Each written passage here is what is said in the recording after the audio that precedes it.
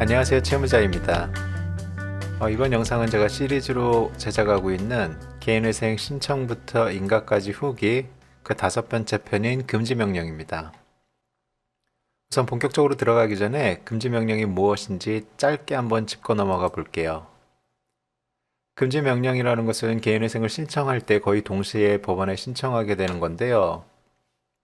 법적으로 여러분이 개인회생 신청을 해도 개시결정이 나기 전까지는 금융사들, 그러니까 여러분에 대한 채권자들이 여러분에게 돈을 받기 위한 추심행위를 지속적으로 계속 할 수가 있습니다.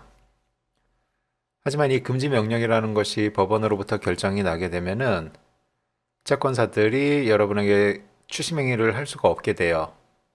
그래서 소극적으로는 전화나 문자 같은 연락부터 굉장히 이제 적극적인 추심 행동인 압류나 강제 집행 이런 것들을 할 수가 없게 됩니다. 그런데 이미 연체 기간이 길어가지고 금융사들이 이를테면 압류나 강제 집행까지도 진행을 하고 있는 경우라고 하면은 여러분의 개인회생 사무실들에서 금지 명령이 아니라 이제 중지 명령이라는 걸 신청하게 될 거예요. 결과는 이제 금지 명령이나 중지 명령이나 같은 효력이 있는데 이미 압류나 강제 집행이 진행되고 있는 경우에는 중지 명령, 그런 게 아직 없는 분들에게는 금지 명령을 신청하게 됩니다. 자, 그러면 한번 금지 명령 신청서라는 걸 한번 볼게요. 사실 대부분의 개인회생을 진행하시는 채무자분들이 그냥 사무실에다가 맡겨서 진행을 하다 보니까는 이 금지 명령 신청서라는 걸 직접 보게 될 일이 거의 없을 겁니다. 나중에 금지 명령이 잘 허가가 나서 그 금지 명령 결정문이 나왔을 때는 여러분들이 보게 되겠지만 신청서는 사실 거의 보는 일이 없을 거예요. 그래서 한번 제가 보여드려 볼게요. 지금 보고 있는 금지명령 신청서 같은 경우는 실제로 제 사건의 서류입니다. 보시면은 기본적인 신원이나 이런 것들 나오고요. 위에 금지명령 신청서라는 타이틀이 있고, 그 다음에 뭐 신청 취지, 그 다음에 신청 원인 쭉 있고, 제 도장도 나중에 찍히게 됩니다. 저는 이제 서울회생법원이었으니까요. 참고로 성실한 채무자였던 저 같은 경우에는 개인회생 신청을 법원에 그때 당시에 화요일에 신청을 했었고요. 금지명령도 동시에 화요일에 신청을 했었고, 제가 금지명령 결정문을 받은 것이 화, 수, 목, 금. 금요일이니까는 4일 뒤에 받게 되었습니다. 매우 순조롭게 받은 거예요. 이 신청서를 보게 되면은 뭔가 내용들이 쭉 있고, 저는 사실 이걸 보기 전에는, 잘 모를 때는 아무래도 제가 변호사 사무실에다가 일을 맡겼다 보니까는 어떤 제 상황에 맞게끔 특화된 서류를 좀 만들지 않았을까라고 생각을 했었어요. 하지만 큰 오산이었고요. 이 보고 계시는 금지명령 신청서라는 거는 그냥 법원에 가면 그대로 있습니다. 이게 지금 대한민국 법원의 전자민원센터인데 여기에 보면 이제 개인회생에 관련된 모든 서류 양식이 여기 다 들어 있습니다.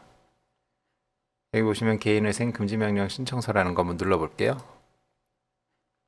열기.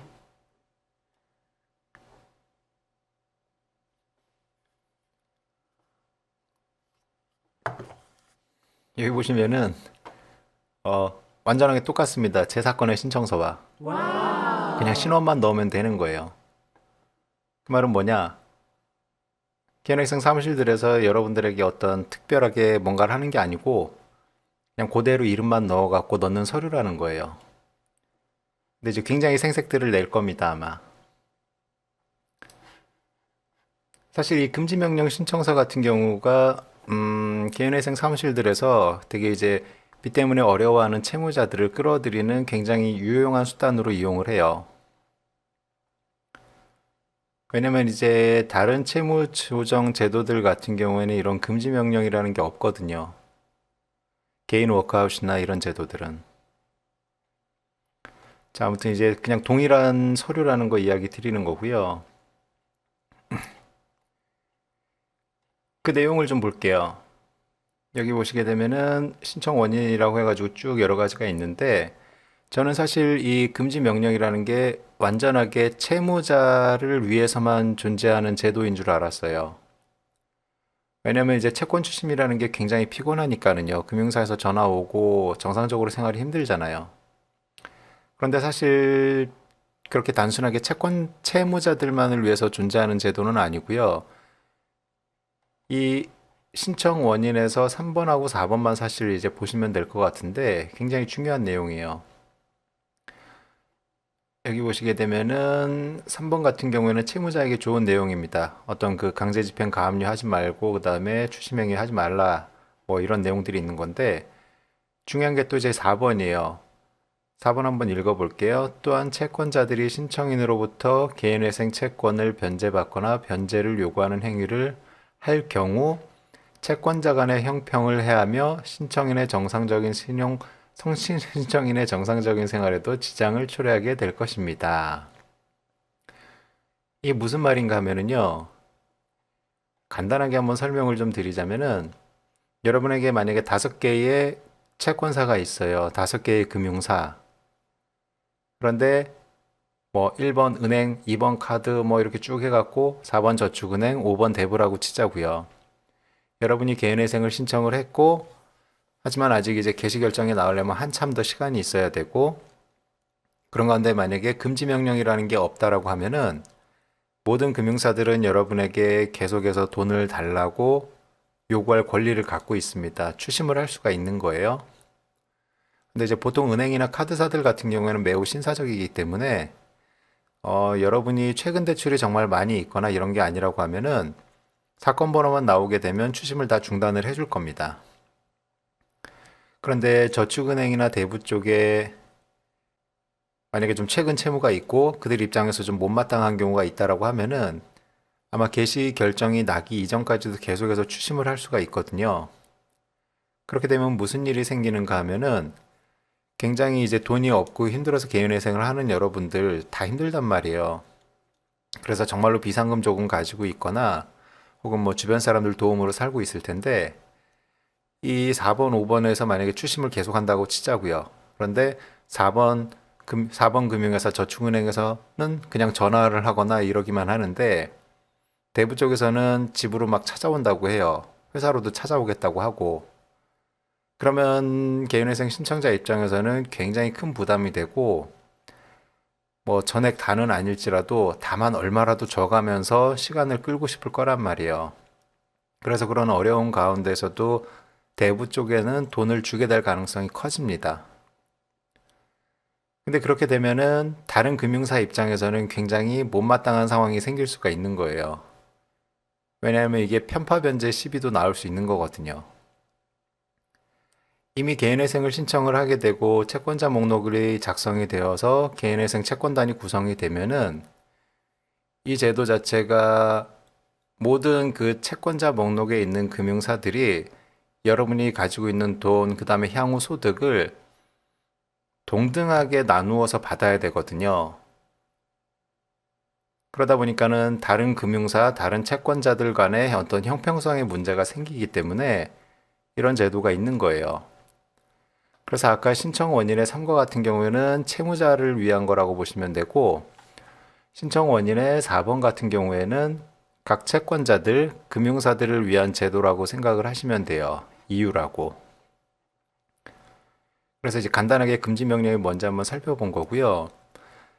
그렇다면 이제 개인회생을 신청하는 모든 사람들이 순조롭게 금지 명령을 받을 수 있는가? 그렇지는 않습니다. 이 금지 명령이라는 게 안 나오는 경우도 굉장히 많이 있어요. 제가 사실 과거에 어떤 다른 개인회생 신청했던 채무자와 이야기를 나눠본 적이 있는데 그분 같은 경우는 개인회생을 신청을 하고 한참이 지났는데도 불구하고 금지 명령이 안 나온다고 막 힘들어 하더라고요. 그래서 제가 좀 차분하게 이야기를 들어봤는데 그분 같은 경우에는 금지 명령이 안 나올 이유가 있었습니다. 그 금지 명령이 안 나오는 이유들을 제가 한번 좀 살펴볼게요. 제가 아주 자주 애용하는 서울회생법원의 실무 준칙을 다시 한번 좀 보겠습니다. 여기 보게 되면은 중지 명령 등의 취소 및 변경이라는 부분이 나오게 되는데 그러니까 쉽게 얘기해서 금지 명령이나 중지 명령이 안 나오게 되는 이유들에 대해서 설명을 하고 있어요. 굉장히 명확하게 나와 있습니다. 여기 보시게 되면 신청일 전 1년 이내에 발생한 채무의 합계가 총 채무액에서 차지하는 비중이 큰 경우 그리고 뭐 다액인 경우 여러 가지 이유들이 쭉 있단 말이에요. 그리고 채무자가 과거 개인 파산이나 개인회생을 신청한 적이 있는 경우 등등. 그래서 이제 간단하게 저거를 이제 요약을 하자면은 최근 채무 비중이 높은 경우, 그 다음에 채권자가 이의를 제기한 경우, 그러니까는 뭐 금융사가 됐든 개인 돈을 썼으면 개인 채권자가 되었든 이의 제기한 경우, 그 다음에 과거에 개인회생 신청 경험이 있는 경우에요. 개인회생이나 개인 파산을. 조금 전에 제가 이야기 드렸던 그 다른 개인회생 신청자 같은 경우에는 이미 과거에 개인회생을 신청을 해서 인각까지 받아서 변제금을 내다가 어떠한 사유로 변제금을 못 내서 폐지가 한번 됐던 적이 있었던 거예요. 그렇게 되면 금지 명령이 안 나올 수가 있는 겁니다. 그게 법원에서 마음대로 하는 게 아니고 분명히 법원에서 정한 어떤 그 규칙에 의해서 안 나오게 되는 거거든요. 그렇기 때문에 나는 왜 금지 명령이 안 나올까 그냥 애타게 생각하면서 기다려도 안 나올 겁니다. 예. 특히나 이제 서울이 아닌 다른 좀 힘든 법원에서 사건을 진행하시는 분들이라고 하면 요 사유들이 있을 경우에는 금지 명령이 안 나올 가능성이 매우 큽니다. 자세한 것들은 또 이제 나중에 진행하는 사무실과 한번 협의를 좀 해보세요. 하지만 그렇다고 해서 금지 명령이라는 게 이 사유들이 있다라고 해도 무조건 안 나오는 건 아니고요. 제가 과거에 또 이야기를 해봤던 어떤 분의 이야기를 들어보면은 그분 같은 경우에도 서울은 아니고 다른 지방이었는데 금지 명령이 안 나왔었습니다. 그래서 계속해서 추심을 당하고 있었고 그분 같은 경우에는 그런데 이제 탄원서를 작성을 해서 법원에 제출을 했어요. 그리고 그 탄원서가 효과를 발휘했었고 그래서 금지 명령을 받은 분도 있었으니까는요. 그래서 금지 명령 신청서 그리고 금지 명령 이번에는 결정문을 한번 보겠습니다. 주문을 선고합니다. 주문. 요거는 이제 제가 받았던 결정문이거든요. 서울회생법원 결정. 여기 보면은 주문, 채무자에 대한 이 법원, 이건 제 사건 번호거든요. 개인회생 제일 절차의 개시에 대한 결정이 있을 때까지 다음 각 절차 또는 행위를 금지한다. 그러니까는 뭐 추심행위나 강제집행, 가압류 뭐 이런 거 하지 말라고 하는 거예요. 그 다음에 이제 개인회생 추심, 돈 받으려고 이렇게 요구하는 일체의 행위를 할 수 없게 된다. 뭐 그 얘기인데 그럼에도 불구하고 소송은 별개로 진행을 할 수가 있습니다. 그래서 우리의 주 법인 채무자회생 및 파산에 관한 법률 제593조 제1항을 적용하여 주문과 같이 결정한다. 그리고 판사 누구누구 도장 꽝 찍혀갖고 요거를 받게 되고 요 금지 명령 결정문이 여러분의 채권사, 각 금융사나 채권자에게 법원 송달로 전달이 되게 되면은 그때부터 효력이 발생을 하는 거예요. 아주 특별한 불성실 채무자가 아니라고 하면 사실상 금지 명령이 나오기 이전에 대부분은 다 추심을 중단합니다. 참고해 주세요. 이렇게 이번 영상에서는 금지 명령에 대해서 좀 이야기를 드렸고요. 다음번 영상에서는 보정 권고에 대해서 이야기를 해보겠습니다. 참 많이 힘드실 텐데 힘내시고요. 또 좋은 날 올 겁니다. 감사합니다.